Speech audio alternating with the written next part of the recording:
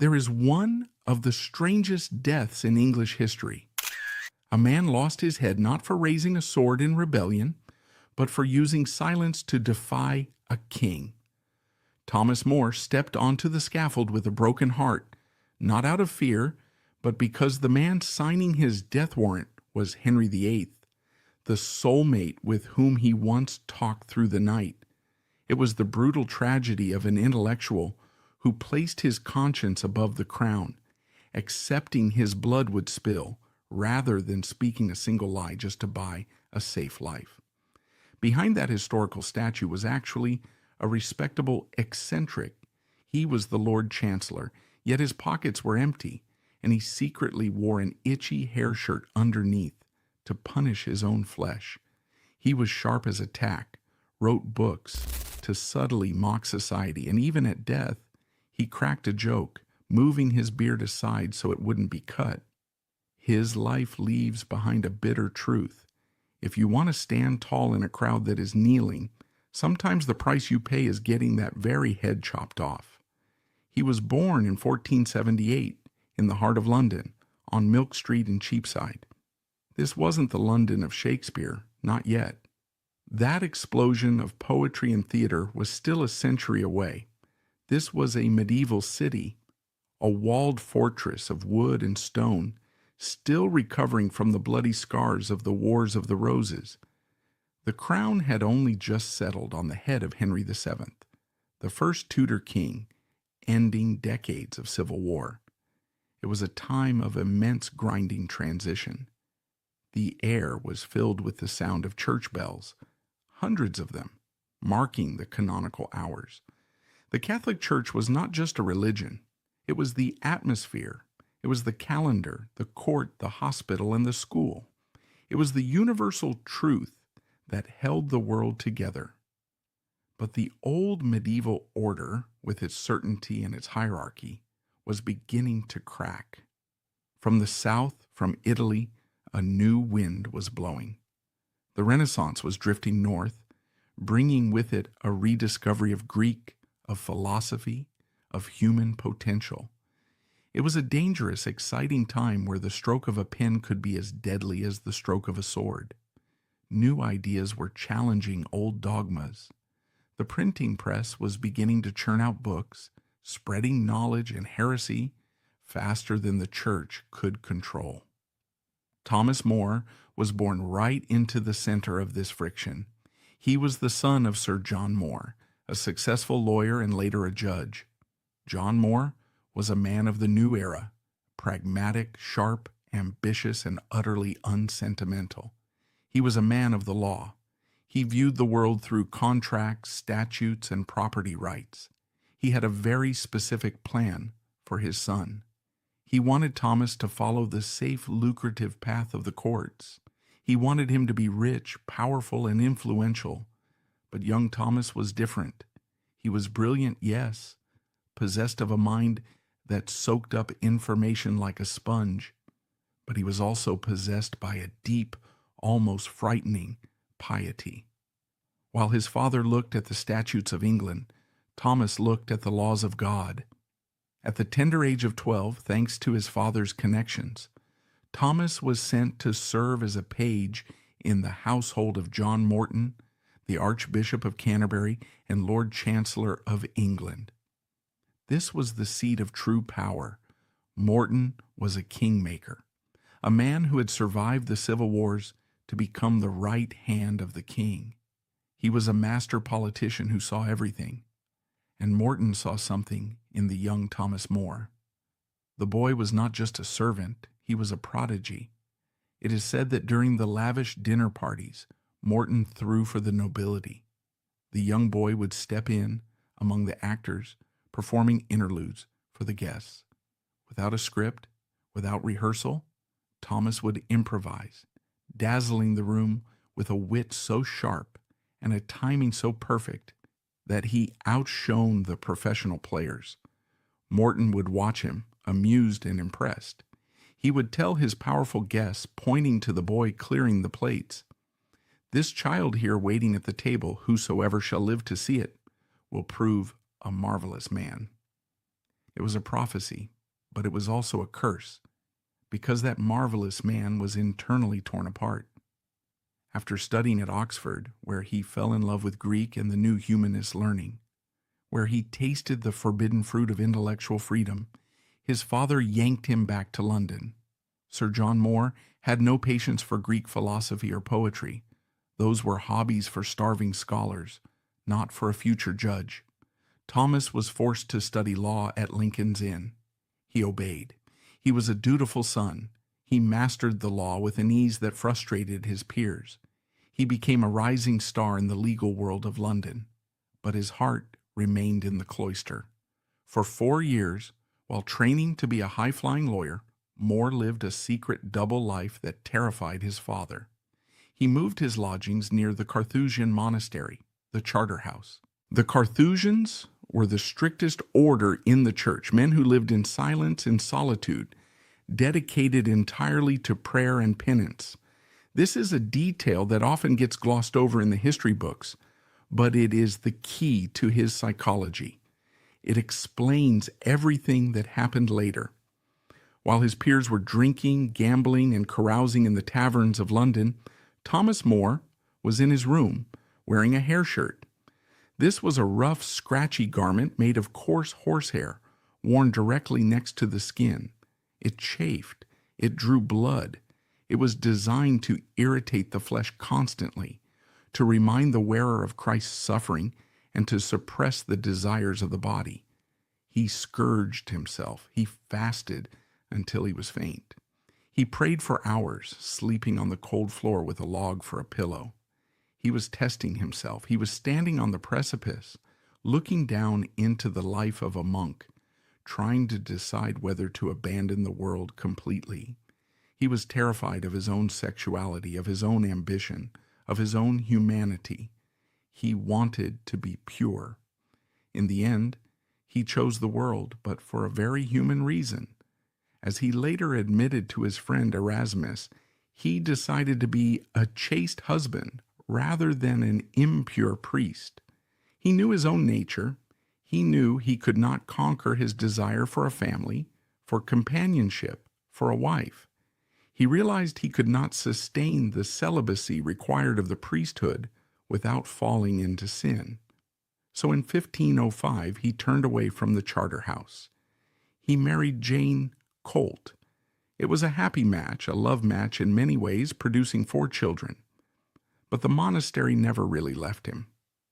Beneath the lawyer's robes, beneath the velvet chain of office he would later wear, the hair shirt remained.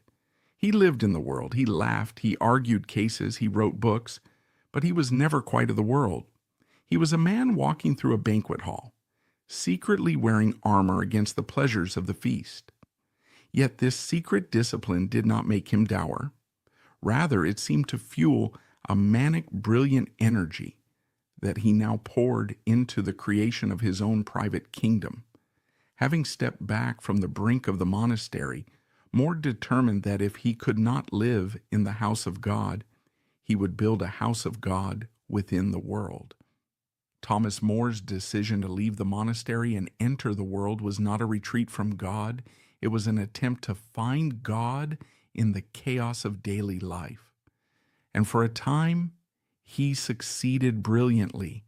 He created a domestic world that was unlike anything England had ever seen, a Christian academy disguised as a family home. He settled first in Bucklersbury and later in a sprawling, beautiful house in Chelsea, just up the river from the city's smoke and noise. It was here that the true character of the man flourished. If you were a scholar in Europe in the early 16th century, Thomas More's house was not just a destination. It was a pilgrimage site. His greatest friend, the man who understood his soul better perhaps than even his wives, was the Dutch humanist Desiderius Erasmus. They were soulmates of the mind. They met in 1499 and fell into an immediate, lifelong intellectual romance. They wrote to each other constantly, their letters filled with wit, Greek puns, and deep theological musings. It is a testament to their bond that Erasmus wrote his most famous work, In Praise of Folly, while staying as a guest in More's house. The title in Latin, Encomium Moriae, is a deliberate, affectionate pun on More's name. To Erasmus, More was the wisest fool in Christendom. But the heart of the Chelsea house was not the famous guests, it was the children. More was a revolutionary father. In an era when women were considered intellectually inferior, meant only to sew, manage a household, and look pretty, More did something radical. He gave his 3 daughters the exact same rigorous classical education as his son. He hired the best tutors. He taught them Greek, Latin, astronomy, and philosophy. He told them that virtue and intelligence were the only things that mattered, regardless of gender. His eldest daughter, Margaret, Meg, as he tenderly called her, became his masterpiece. She was brilliant, arguably as smart as her father, and their bond was profound. It was a connection of intellect and soul that would become the emotional anchor of his life and the source of his greatest pain when the end finally came. Yet tragedy struck this paradise early. His beloved first wife, Jane, the little wife he had molded and loved, died young in 1511, leaving him with 4 small children. The house was plunged into grief. But More's response was shockingly pragmatic, a testament to the hard-headed lawyer beneath the humanist dreamer. Within a month, he remarried. He chose Alice Middleton, a wealthy widow 7 years his senior. Dame Alice was everything Jane was not. She was not a scholar. She had no interest in Greek or Latin. She was sharp-tongued, practical, bustling, and often baffled by her husband's lack of ambition for wealth. She famously scolded him for not aggressively pursuing better fees. But she ran his household with a firm hand. She cared for his children as her own, and she grounded him. When Thomas gazed too long at the stars or got lost in philosophical abstractions, Dame Alice was there to remind him of the price of bread and the need to fix the roof. She was the anchor to his kite. By his early 40s, Thomas More was a star in the European firmament. He was a successful under-sheriff of London, a member of Parliament, and a celebrated author.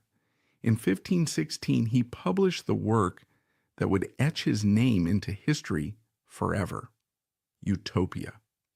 It is a strange, enigmatic little book. Even today, scholars argue about what More actually meant.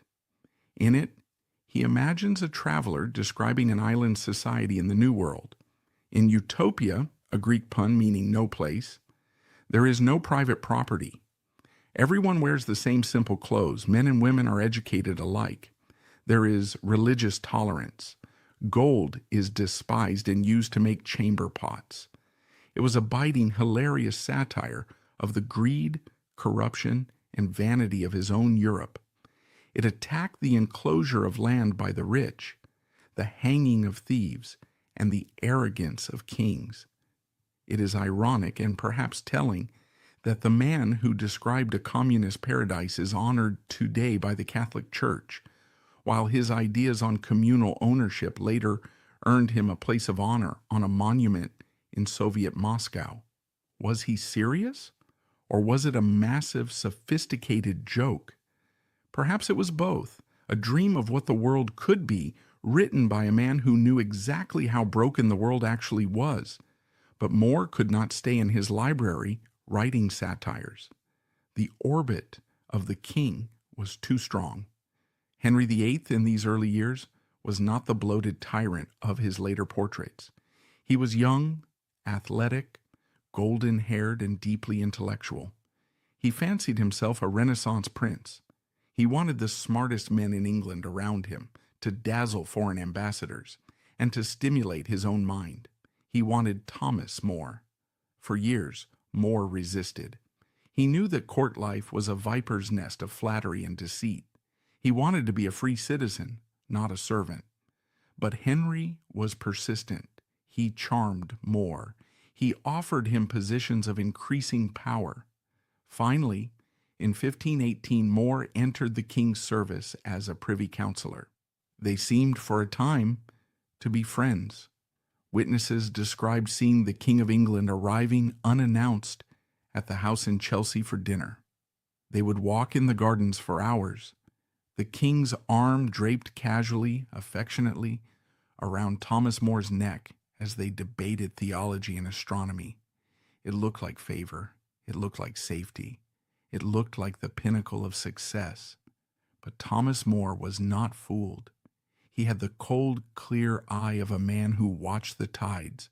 One day, his son-in-law, William Roper, congratulated him on the king's extraordinary love.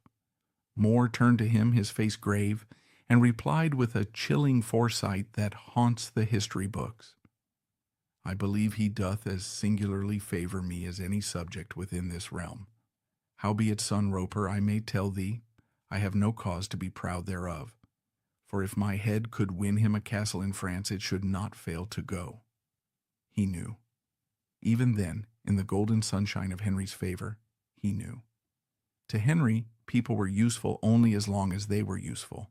They were tools, and tools can be discarded. And then the world broke. In 1517, a German monk named Martin Luther nailed his 95 Theses to a church door in Wittenberg, and the Protestant Reformation exploded. For Thomas More, this wasn't just a theological disagreement or a debate about indulgences. It was the end of civilization. More was a man of order. He believed deeply, passionately, in the unity of Christendom. He believed that the church, for all its flaws, and he knew them well, he had mocked them himself in his writings, was the only thing holding back the dark tide of chaos. If you remove the authority of the church, he believed, you open the door to anarchy. If every man could interpret the Bible for himself, then truth would shatter into a million pieces. He looked at Germany and saw peasant revolts, war, and the destruction of the soul. He was terrified. The man for all seasons, the humanist who wrote of tolerance and utopia, now underwent a dark transformation. He became the king's hammer against heresy. This is the shadow over More's legacy, the part that is hardest for modern admirers to reconcile. But to understand him, we must see that his intolerance was born of fear for the souls of his countrymen. He despised William Tyndale, the man trying to translate the Bible into English. To us, Tyndale is a hero of literacy. To More, he was a seducer of souls, twisting Scripture to mislead the ignorant into hellfire. More unleashed his pen, writing nearly 500,000 words of vicious, scatological attacks, calling Tyndale and Luther apes, drunkards, and hellhounds. But it went beyond words. In 1529, the mighty Cardinal Wolsey fell from power, unable to secure the king's divorce from Catherine of Aragon. Henry VIII turned to Thomas More. He made him Lord Chancellor, the first layman to hold the post in over a century. It was the highest office in the land, and More used it to wage war on heresy. During his chancellorship, 6 heretics were burned at the stake. More defended these executions. He argued that it was better to cut off a gangrenous limb than let the infection kill the whole body. There were whispers, dark rumors spread by Protestant writers like John Fox, that More tortured men in his own garden at Chelsea, whipping them against a tree. More denied this vehemently, admitting only to disciplining a child and a lunatic for public disturbance. But the image of the humanist scholar, the man who loved Erasmus, overseeing the burning of men like John Bainham, remains a stark, uncomfortable contradiction. He was a man terrified of the chaos he saw coming, and he was willing to be ruthless to stop it. He believed he was saving souls from eternal damnation. But the chaos wasn't just coming from Germany. It was growing in the king's own heart. And this time, More could not burn it away. Henry VIII needed a son. His wife, Catherine of Aragon, had produced only a daughter, Mary. Henry became obsessed with Anne Boleyn, a woman with dark eyes and a steely will who refused to be his mistress. She demanded a crown. Henry needed the Pope to annul his marriage to Catherine so he could remarry. He expected Thomas More, his friend, his chancellor, his genius, to help him fix it. This was the trap. This was the moment the jaws of history snapped shut. More was a loyal subject. He loved his country, but he believed the Pope was the successor of St. Peter. No king, no parliament could overwrite the law of God. Marriage was a sacrament. As Henry moved to break with Rome, declaring himself the supreme head of the Church of England, More went silent. He could not support the king, but to speak out was treason. So he tried to walk a razor's edge. He focused on his duties as a judge, clearing the backlog of cases with incredible speed and fairness, while ignoring the great matter of the king's marriage. But silence to Henry VIII was not enough. The king didn't just want obedience, he wanted validation. He was a man plagued by a fragile conscience, and he needed the most respected man in Europe to say, "You are right, Henry, you are good." The pressure mounted. The court became a dangerous place. Friends turned into spies. Every word More spoke was analyzed for treason. On May 16th, 1532, the convocation of the clergy surrendered to the king, effectively giving up their independence to the crown. The next day, Thomas More did the only thing he could. He went to the king in the garden at York Place. He knelt, and he handed back the Great Seal of England. He resigned. He hoped it was over. He hoped to retreat to Chelsea, to his family, to his books, and live out his days as a private citizen, poor but alive. He told his family they would now live on Oxford fare, reducing their lifestyle to the level of students. He joked about their poverty to keep their spirits up. He hoped his silence would protect him. He hoped the king would forget him. But Thomas More was too big to be forgotten. And Anne Boleyn, now rising to the throne, was not a woman who forgave. The resignation of the Lord Chancellorship was meant to be an escape hatch, but it turned out to be a cage. More had hoped that by stripping off the velvet robes of state, he would become invisible to the crown, a forgotten scholar left to tend his garden. He was wrong. In the eyes of a king who demanded total submission, silence was not neutrality. It was a thunderous accusation. When Thomas More returned to his home in Chelsea in May 1532, he found himself in a world that had become dangerously small. He had walked away from the king's side, an act that in itself was viewed with deep suspicion. In the court of Henry VIII, you did not retire. You were either useful or you were a threat. By choosing silence, More had made himself a living monument of dissent. The atmosphere in the More household changed overnight. The grand dinners ceased. The stream of illustrious guests dried up. The family, used to the abundance of a chancellor's income, was suddenly faced with the stark reality of poverty. More called his family together, his wife Alice, his children, and their spouses, and laid out the new reality with a mixture of grim humor and stoic resolve. He told them they had been living high on the hog, first at the level of the king's court, then the Inns of Court. Now, he said, they would have to descend to Oxford fare, the meager rations of university students. And if that became too expensive, they would go begging together at people's doors, singing Salve Regina. Dame Alice was furious. She could not understand why her husband, the most brilliant man in England, would throw away everything for a scruple of conscience. Tilly Valley, she would explode, unable to grasp why he wouldn't just do what the king wanted. To her it was simple. The king was the law. Why must Thomas be so stubborn? But for More, the stakes were not financial, they were eternal. He spent his days writing and praying, preparing his soul for the storm he knew was coming. He began to withdraw from the world, spending hours in his new building, a private chapel and study where he could be alone with his God. He wore the hair shirt more frequently now, a physical reminder of the suffering he anticipated. The king, meanwhile, was not content to let More fade away.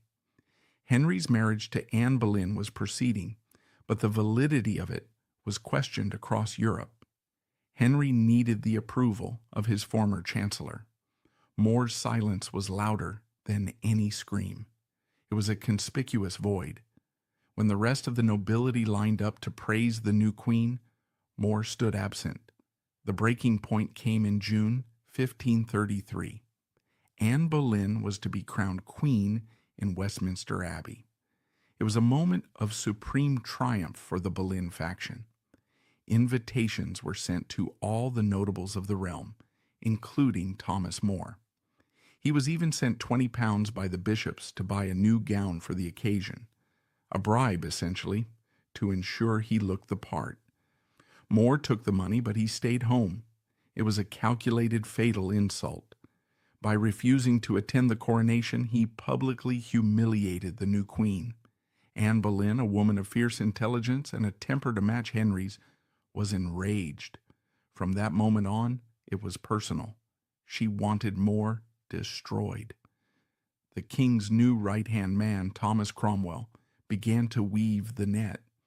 Cromwell was the dark mirror to More, a low-born, ruthless pragmatist, a genius of administration who viewed the state as a machine to be oiled with efficiency, regardless of morality.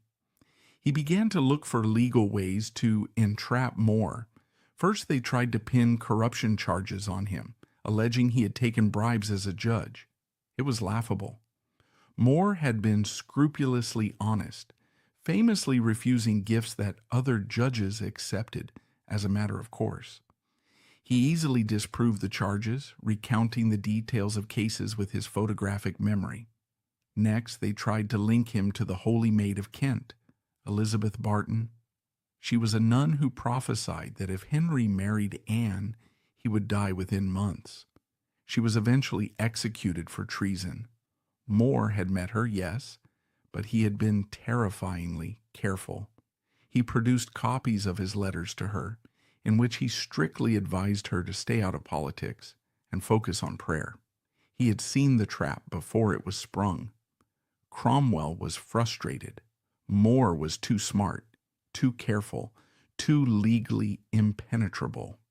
He was walking through a minefield without setting off a single charge, but Henry VIII had the power to change the landscape of the minefield.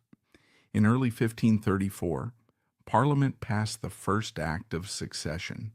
It was the hammer blow. The act declared Henry's marriage to Catherine invalid, his marriage to Anne valid, and their children the rightful heirs to the throne. But it went further. It required all subjects to swear an oath to uphold the act. The oath itself was the weapon. It contained a preamble that didn't just deal with the succession, which More was willing to accept as Parliament had the right to decide who became king, but explicitly rejected the spiritual authority of the Pope. It demanded that the swearer acknowledge the king as the supreme head of the church. To swear it was to deny the Catholic faith. To refuse it was treason. On April the 12th, 1534, the summons arrived at Chelsea.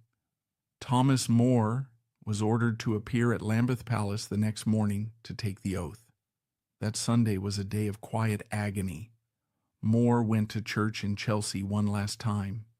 He sat in his usual pew. He prayed with his family, but the atmosphere was heavy with the knowledge of what the morning would bring. The departure the next day is one of the most poignant scenes in English history. Usually when More left for significant business, his family would walk him to the boat landing, kissing him goodbye. But on this morning he could not bear it. He knew that if he saw their tears, his resolve might crumble. He needed to be made of stone. He refused to let them come beyond the garden gate. He kissed them quickly, pulled the wicket gate shut, and walked alone to the boat where his son-in-law, William Roper, was waiting. The boat pushed off into the Thames. For a long time, More sat in silence, staring at the water, his face heavy with an internal battle that Roper could only guess at. He was wrestling with his fear. He was wrestling with his love for his children. He was wrestling with the temptation to just sign the paper and go home. Then suddenly his demeanor changed. He sat up straighter. The cloud lifted from his face. He turned to Roper and whispered 4 words that signaled the end of his internal war. "Son Roper, the field is won." He did not mean he had won against the king. He meant he had won the battle against himself. He had conquered his fear. He had chosen his soul over his life. At Lambeth Palace, the scene was set for intimidation. The Archbishop of Canterbury, Thomas Cranmer, and Thomas Cromwell sat as commissioners.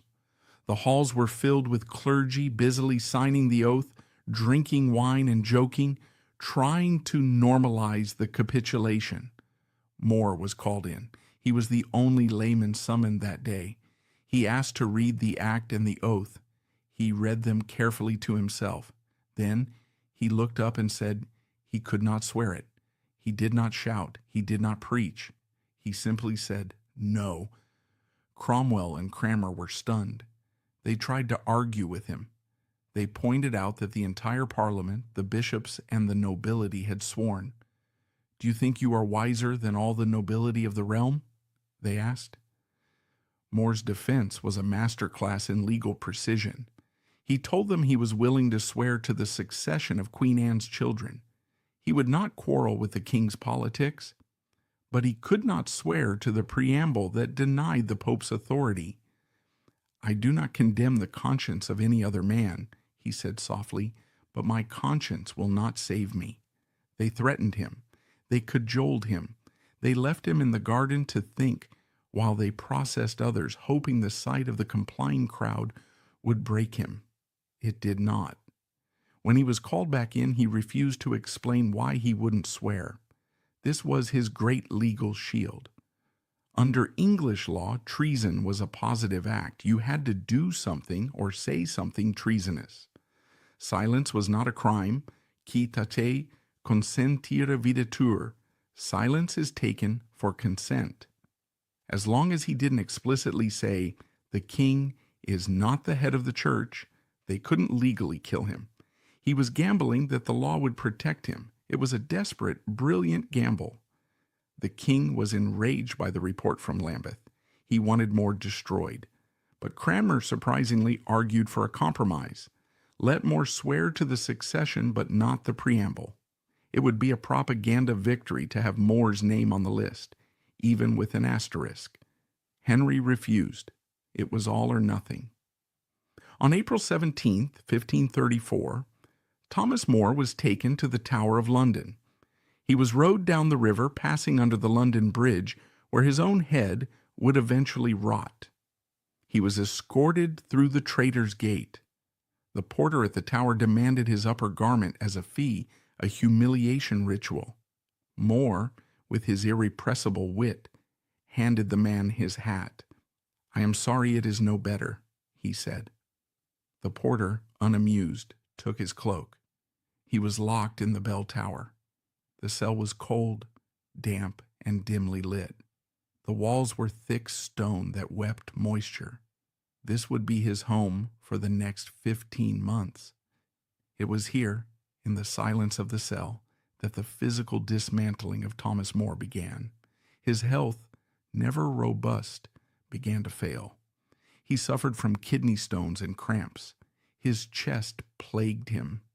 But while his body withered, his mind sharpened. He used scraps of paper and pieces of coal to write. He wrote prayers. He wrote a treatise called A Dialogue of Comfort Against Tribulation, a meditation on how to face suffering and death with faith. It is one of the most moving prison works ever written, a man talking himself through the fear of torture. But the greatest torture was not the cold or the hunger. It was the visits from his family. Dame Alice came to see him. She was bewildered.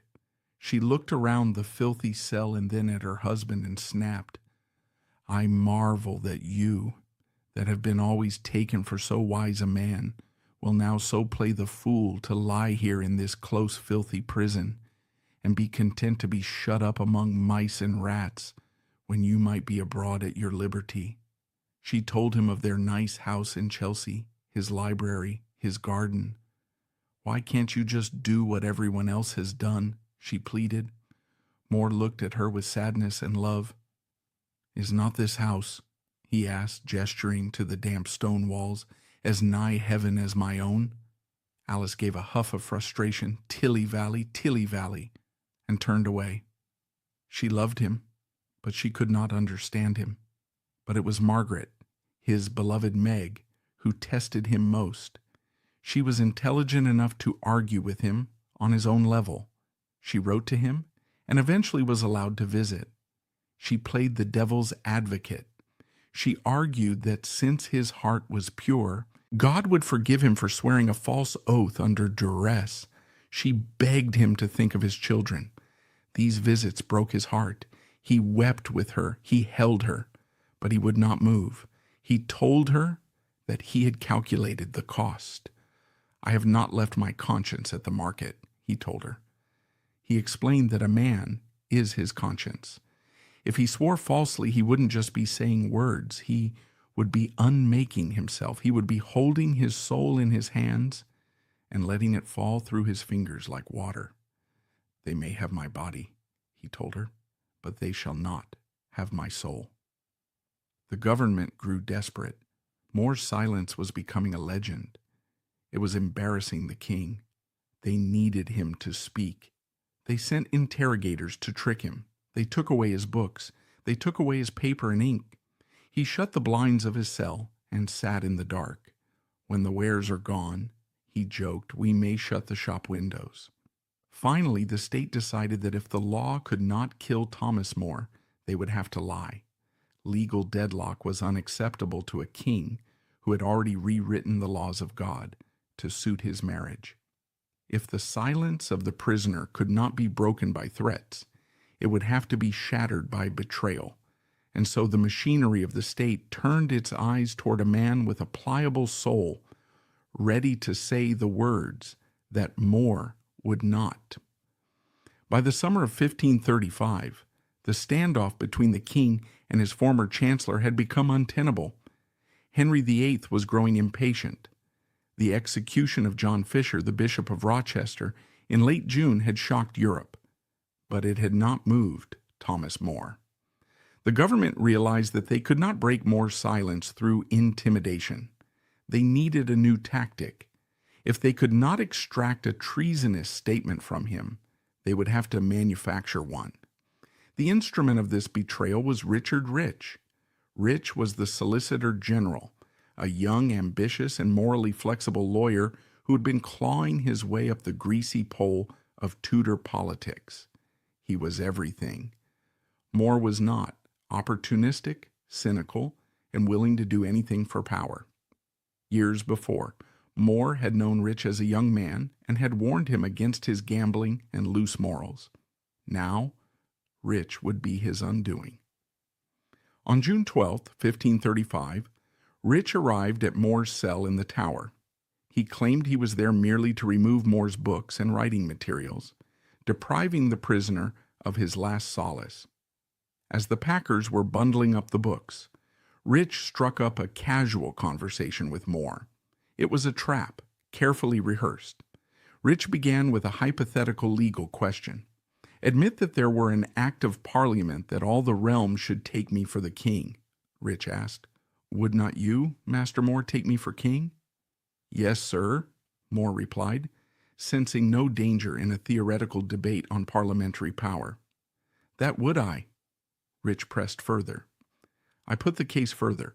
Admit there were an act of Parliament that all the realm should take me for Pope. Would not you then, Master More, take me for Pope? More saw the snare. He shifted the ground.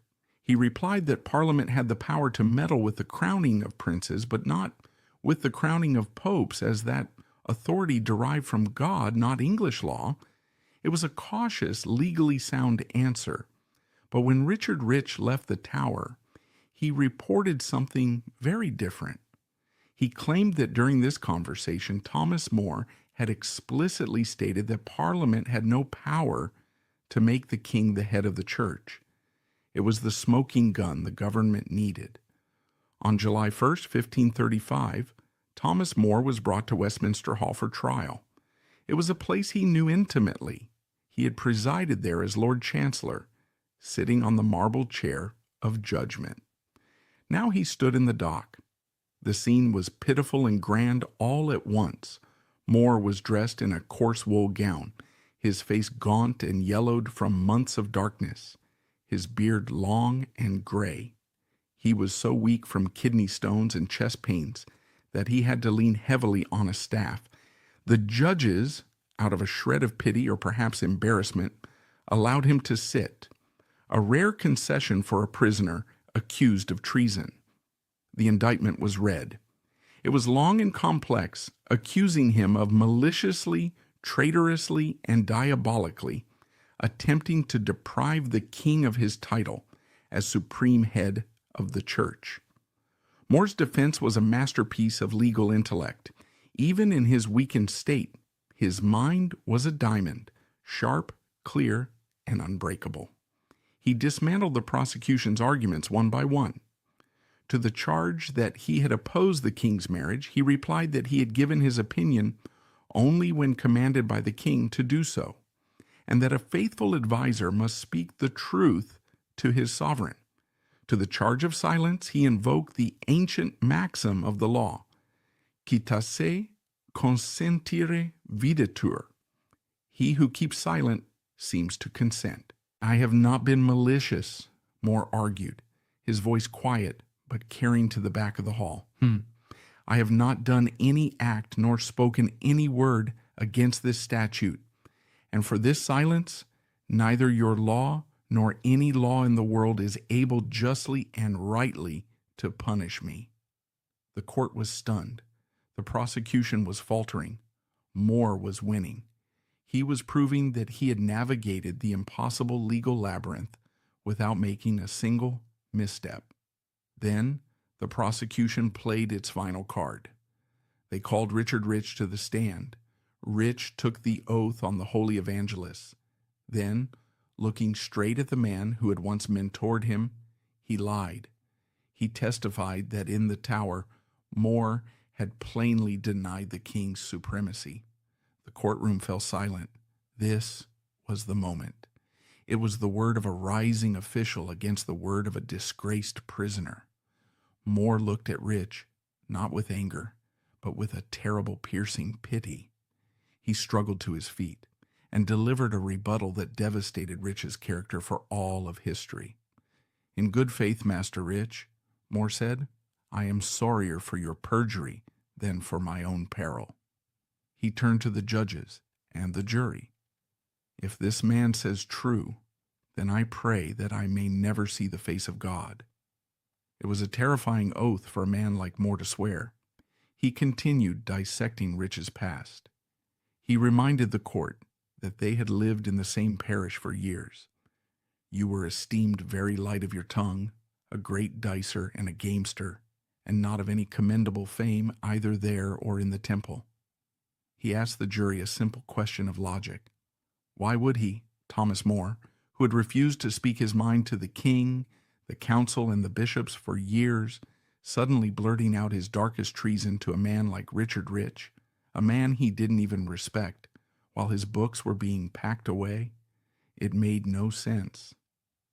Can it therefore seem likely to your lordships, More asked, that I would, in so weighty a cause, so unadvisedly overshoot myself as to trust Master Rich? It was a brilliant defense.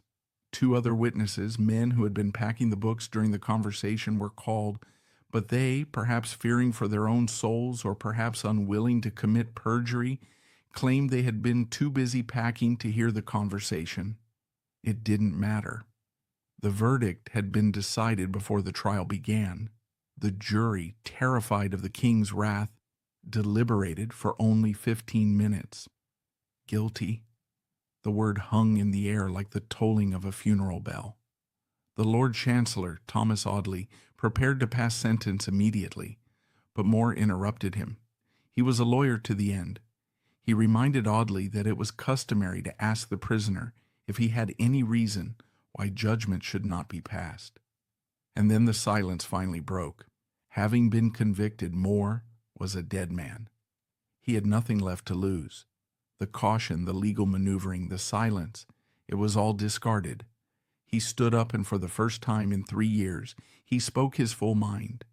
He declared that the act of supremacy was directly repugnant to the laws of God and His holy church.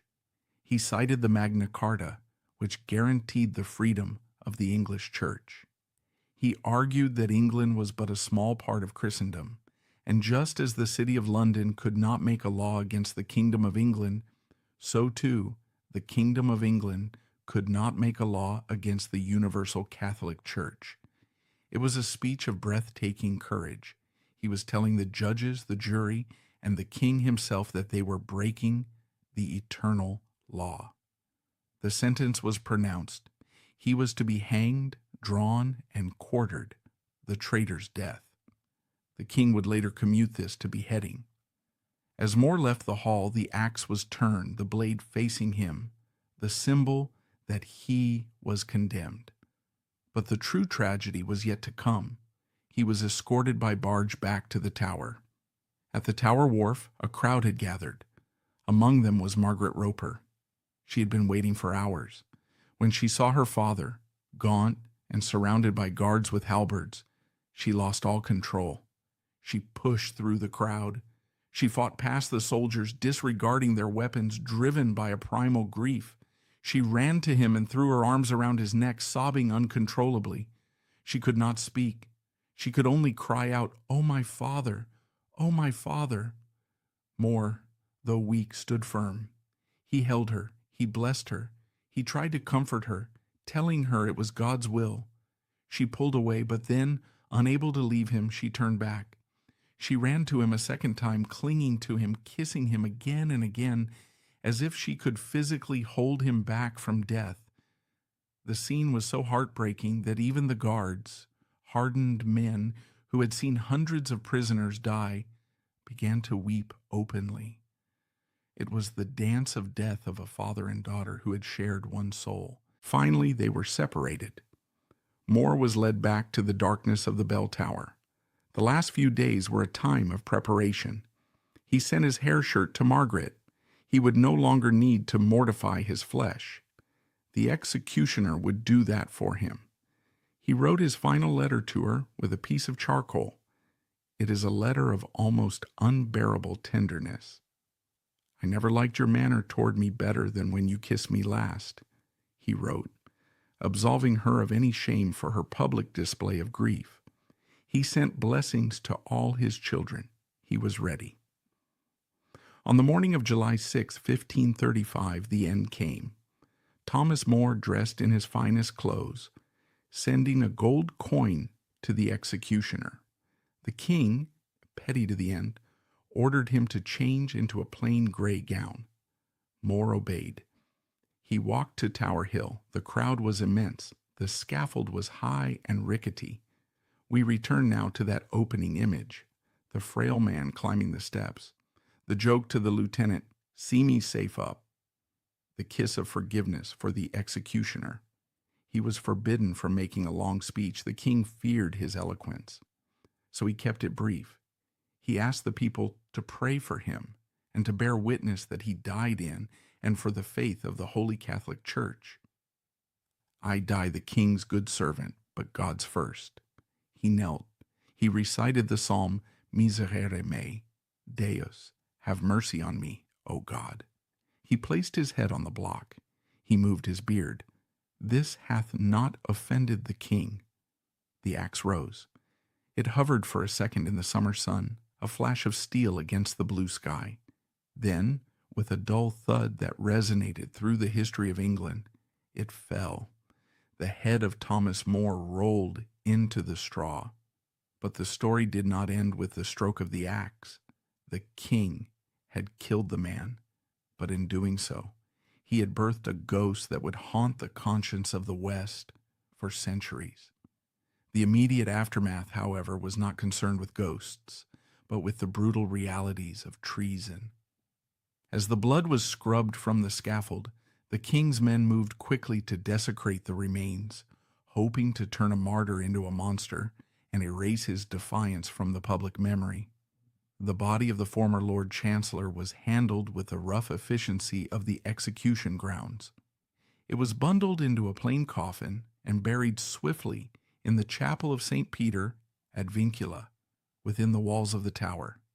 This was the graveyard of the condemned, where More now lay alongside the very men he had once judged. But it was the head that mattered. By the king's command, Thomas More's head was parboiled, boiled in water to preserve it and prevent it from rotting too quickly. It was then impaled on a tall wooden pike and set atop London Bridge. This was the Traitor's Gate of the city, a place where the hollow eyes of dead rebels stared down at the merchants and travelers entering London. For a month, the head of the greatest scholar in England, the man Erasmus called a soul purer than snow, blackened in the summer sun, a grotesque trophy of the king's supremacy. It was intended to inspire fear. Instead, it inspired a legend of love and defiance that has outlasted the bridge itself. Margaret Roper, the daughter who had clung to him on the wharf, was not finished. She was a woman of extraordinary courage, possessing a steel will that matched her father's. She could not bear the thought of his head being thrown into the Thames to be eaten by fish, which was the custom when the next traitor's head arrived to take its place. According to tradition, Margaret returned to the bridge under the cover of darkness. She bribed the executioner or the keeper of the bridge, a man who perhaps had enough humanity left to be bought. Just as the head was about to be discarded, she caught it. She took it home. She preserved it with spices and kept it with her for the rest of her life. It is said she kept it in a lead box, and when she died 9 years later, she was buried with the head of her father resting in her arms. It is a macabre image, yes, but it is also one of the most powerful symbols of loyalty in history. It signifies that while the state can claim the body, love reclaims the person. But while love reclaimed the victim, a slow-moving curse seemed to consume the judges. The head was taken down from the bridge, but the blood spilled that day seemed to seep into the very foundations of the Tudor dynasty. History has a strange way of balancing the scales, and for those who conspired to kill the man for all seasons, the years that followed were not filled with peace, but with paranoia and blood. Anne Boleyn, the woman whose ambition had necessitated More's death, enjoyed her triumph for less than a year. It was for her sake that Henry had broken the church. It was for her sake that he had beheaded his friend. She had won, but her victory was built on sand. She failed to give Henry the one thing he demanded, a son. When she miscarried a male child in January 1536, on the very day of Catherine of Aragon's funeral, her fate was sealed. Cruelly, Henry used the very same machinery of treason against her that she had encouraged against More. On May 19, 1536, less than a year after More's death, Anne Boleyn walked to her own scaffold on Tower Green. She was beheaded by a French swordsman. It is said that as she awaited death, she laughed hysterically.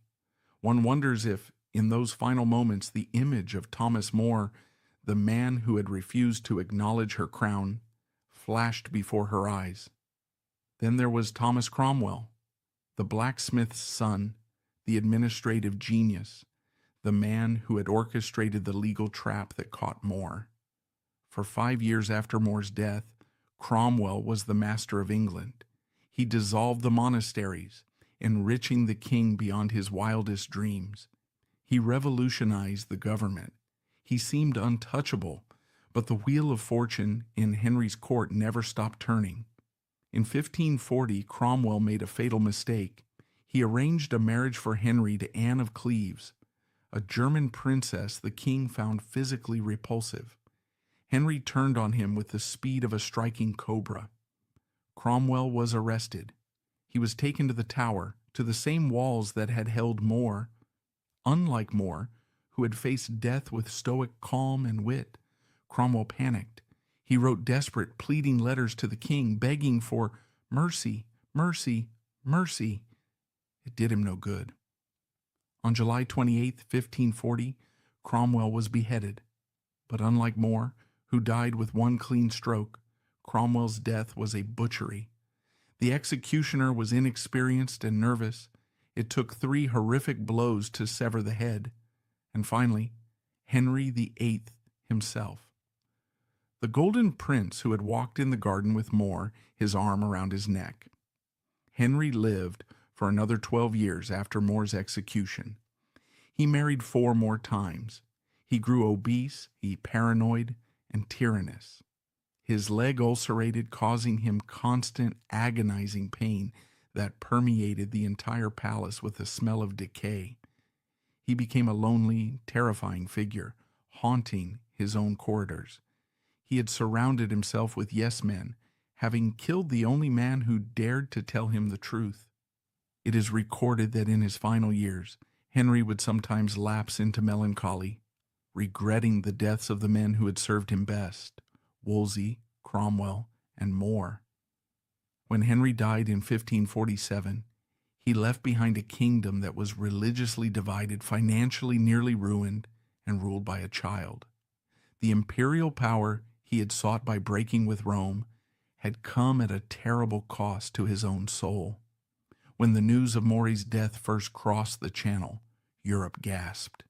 This was not just a local English political purge. This was the execution of a European celebrity. The Emperor Charles V, upon hearing the news, turned to the English ambassador and said, "If we had been master of such a servant, we would rather have lost the best city of our dominions than to have lost such a worthy counselor." Erasmus, old and sick in Switzerland, was devastated. In More's death, he wrote, "I seem to have died myself, for we had but one soul between us." The Republic of Letters, the network of humanists and scholars that connected the continent, went into mourning. Henry VIII, realizing he had perhaps gone too far, went on the defensive. He sent diplomats to foreign courts to explain that More had been a traitor who conspired against the crown, but the stain would not wash out. Henry had killed the one man in his kingdom who was universally acknowledged to be incorruptible. From that moment on, the golden sheen of Henry's reign was tarnished forever. He was no longer the Renaissance prince. He was the tyrant. For the next 400 years, the memory of Thomas More became a battlefield. To the Catholic faithful, he was instantly a martyr. Relics of his life, his hair shirt, his rosary, his letters, were smuggled out of England and venerated.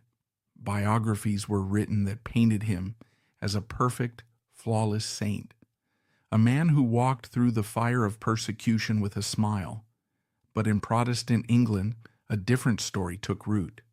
To the Elizabethan chroniclers, like John Foxe, author of the famous Book of Martyrs, More was a villain. They remembered him not as the victim, but as the victimizer. They pointed to the heretics burned under his watch.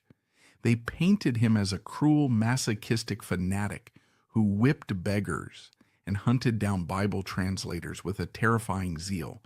This duality is the central problem of Thomas More. Which one is the real man? The answer, uncomfortable as it is that both were the real man. We cannot understand More if we try to split him in half. He was a humanist who loved Greek philosophy, believed in education for women, and wrote of a utopia with religious tolerance. Yet, he was also a medieval man who believed that heresy was a poison that would destroy the soul of society. He feared that if the Catholic Church fell, civilization would collapse into violence and anarchy. Looking at the religious wars, that tore Europe apart in the century after his death, one could argue his fears were not entirely unfounded. He was a man of deep contradictions. He wore velvet and gold on the outside, but rough horsehair on the inside. He loved the world, yet he spent his life preparing to leave it. He was a lawyer who used the law to kill heretics and then used the law to try and save himself, only to die because the law was broken by a king. In the 20th and 21st centuries, our view of More has shifted again, largely defined by two great works of art. First came Robert Bolt's play and film, A Man for All Seasons, 1960/1966. This is the More most of us know, the gentle, witty, saintly hero of selfhood. In this version, More is a modern liberal saint, a man dying for the rights of conscience and the privacy of the individual against the encroaching state. He is the ultimate hero of integrity. But more recently, Hilary Mantel's novel Wolf Hall gave us the negative image. In her version, More is a rigid, sneering, misogynistic religious fundamentalist, while his nemesis Thomas Cromwell is the pragmatic, forward-thinking hero. The truth, as always, lies somewhere in the gray space between the halo and the whip. Thomas More was not a modern liberal. He did not die for freedom of speech or freedom of religion in the way we understand those terms today. He would have been horrified by the idea that everyone has a right to their own truth. He died for the truth, the objective, universal truth of the Catholic Church. He died because he believed the king was lying, and he could not force his soul to participate in that lie. So why does he still matter? Why do we still tell the story of the old man and the beard on the block? He matters because he drew a line. We live in an age of flexibility. We are taught to compromise, to adapt, to go along to get along.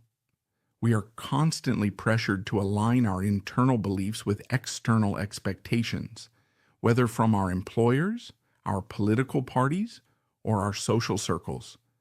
Thomas More represents the terrifying, beautiful absolute. He represents the idea that there is a part of the human self that cannot be bought, sold, or bullied. He called it his conscience, but he described it physically.